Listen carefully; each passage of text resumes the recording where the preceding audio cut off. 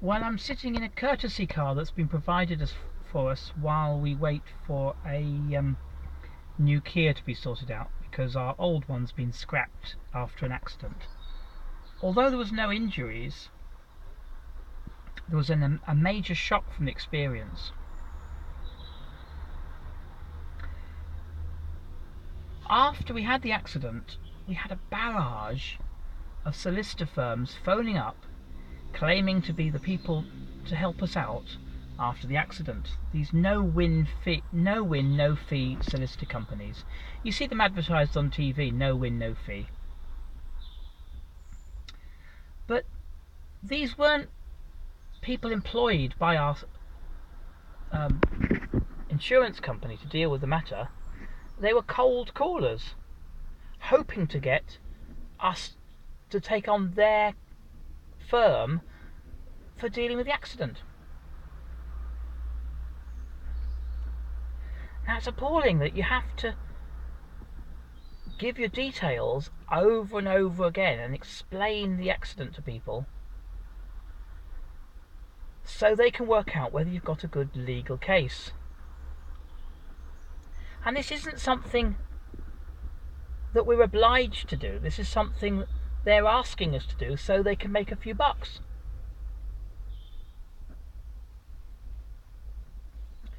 What they do is they look at the police records to see who's had an accident, then phone that person up and say, do you want us to represent you? But they don't say, we're cold calling, would you prefer us to help you instead of somebody else? They say, we are the legal team and we're offering to help sort out the issue. One even claimed to be the only company legally entitled to help us because of our Motability car. But they never sent their promised forms by email, so we never had to deal with them. But it's appalling the amount of deceit that goes on. Not one of them claimed to be cold calling solicitors trying to find out whether they could get some money out of us. They all claimed to be people recruited by our insurance company to sort it all out, as if we had to help them because we were obliged to help them.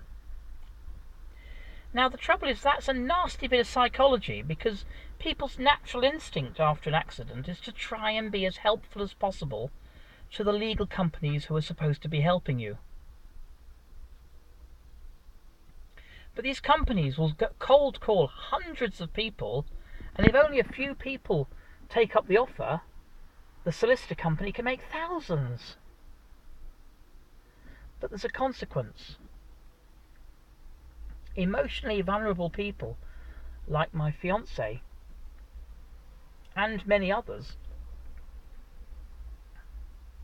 find the ordeal of having to relive the details of the accident over and over again to solicitor companies more traumatic, in fact far more traumatic, than the actual physical injuries. My fiancée was in tears because she had to keep giving the details of the accident to about 6 or 7 companies over a few days. And not one of them said, we're cold calling, you don't have to speak to us. They all claimed to be the legal team. So she felt obliged to help them out. But she wasn't obliged to help them out. It was a con. Now the thing is, these deceivers who phone up to try and make a few bucks out of somebody have to put out of their mind that some people will be quite vulnerable and will find the ordeal of having to relive the details of an accident very traumatic. And so some people get pushed over the edge.